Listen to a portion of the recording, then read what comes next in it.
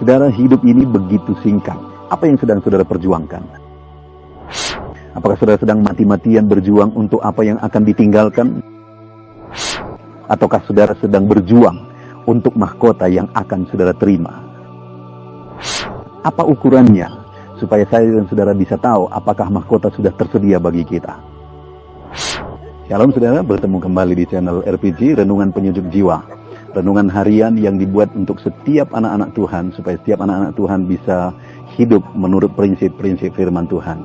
Saudara, kalau saudara rindu mendapatkan seri renungan ini setiap hari, silakan lihat tombol subscribe di layar saudara. Kalau masih berwarna merah, silakan ditekan, dan tekan juga tanda loncengnya. Saudara, tema yang akan kita bicarakan dalam video ini dan dua video selanjutnya adalah tema tentang sudah tersedianya mahkota bagi kita. Apakah saudara merindukan nanti di kekekalan saudara menerima mahkota?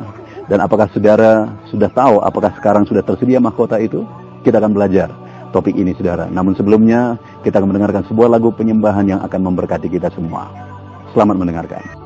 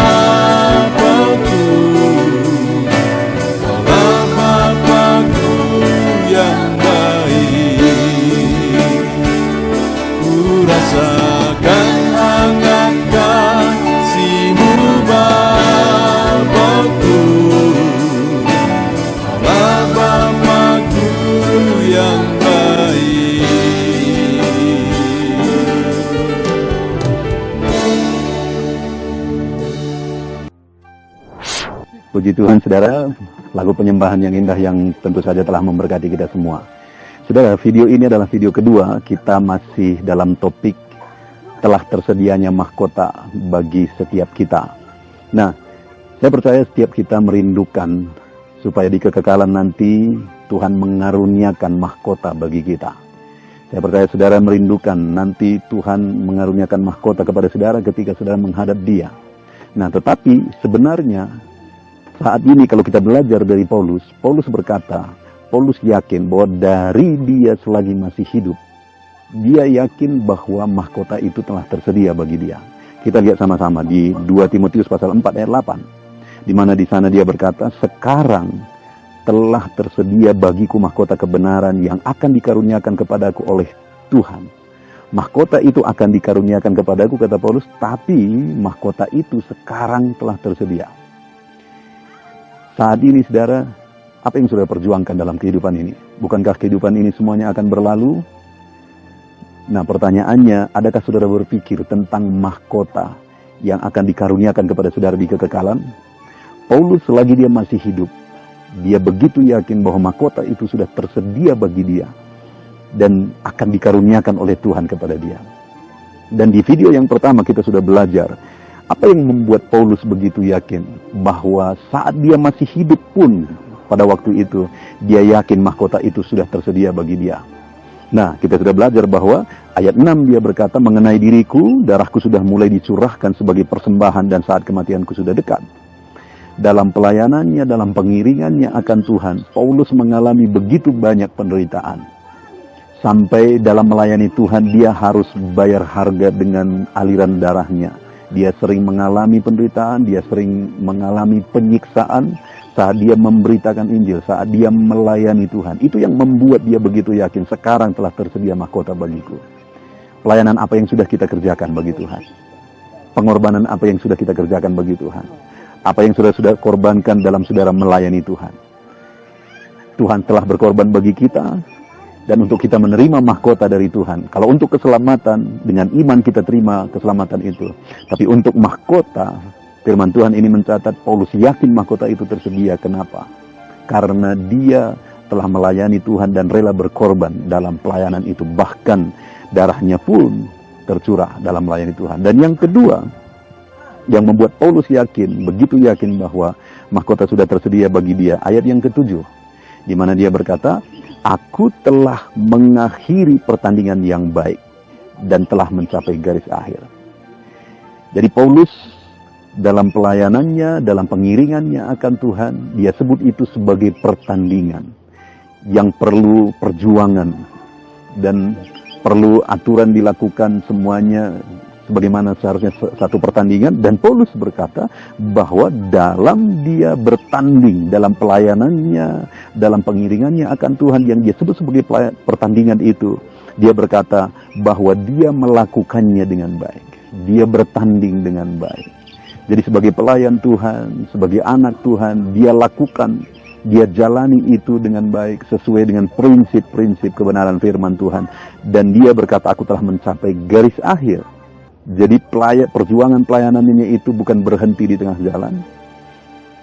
Pengiringannya akan Tuhan bukan berhenti di tengah jalan. Karena begitu banyak orang yang mengiring Tuhan dalam waktu tertentu. Begitu banyak juga orang yang melayani Tuhan juga dalam waktu tertentu.